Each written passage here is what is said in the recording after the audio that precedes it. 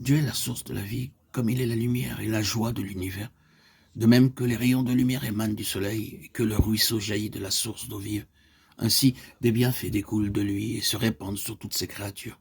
Et partout où la vie de Dieu anime le cœur des hommes, elle se traduit en actes d'amour et de bienfaisance. Notre Sauveur trouvait sa joie à travailler au relèvement et à la rédemption des hommes déchus. Pour atteindre ce but, faisant peu de cas de sa vie, il a souffert la croix et méprisé l'ignominie. Les anges, de même, s'occupent constamment du bien-être d'autrui.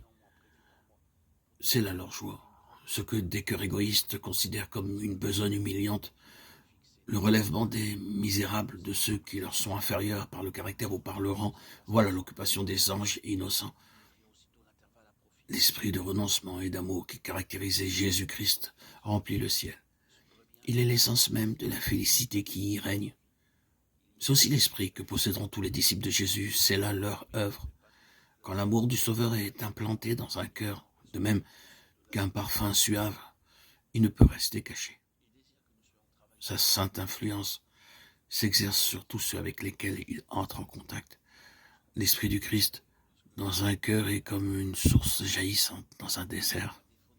Il rafraîchit tous ceux qui s'en approchent et crée chez ceux qui sont près de périr un désir ardent de se désaltérer à la source des eaux vives.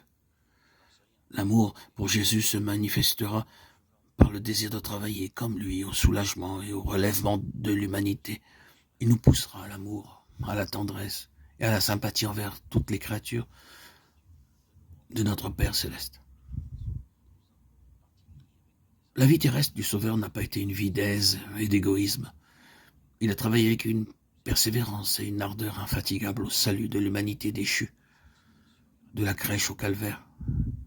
Il a suivi le sentier du renoncement, sans chercher jamais à éviter les travaux ardus, les voyages pénibles, les soucis qui accablent et les corvées qui épuisent. Il disait, le Fils de l'homme est venu non pour être servi, mais pour servir et donner sa vie en rançon pour beaucoup. Matthieu 20, 28.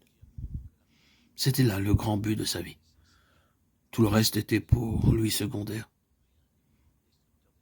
Sa nourriture était de faire la volonté de Dieu et d'accomplir son œuvre.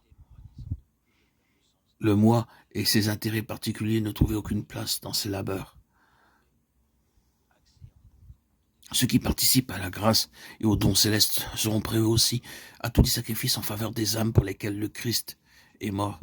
Ils feront tout ce qui est en leur pouvoir pour laisser le monde meilleur qu'ils l'ont trouvé. Cet esprit est la conséquence inévitable d'une conversion réelle.